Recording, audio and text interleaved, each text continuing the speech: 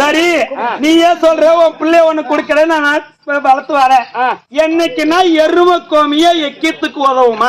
எந்த ஐயரு பாக்குறா? எரும கோமியும் பசும கோமின்னு கோமி தான் புடிச்சு சொம்புல வச்சுட்டு பாரு. ஐயரு நேரம் வருவாரு, மாங்கொட்டை போட்டா விசிறி கட்டாச்சு விட்டு பச்சாச்சு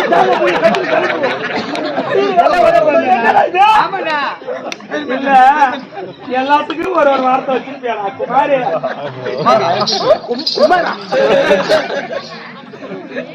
சரி பாரு ஜாபரு நான் பாடு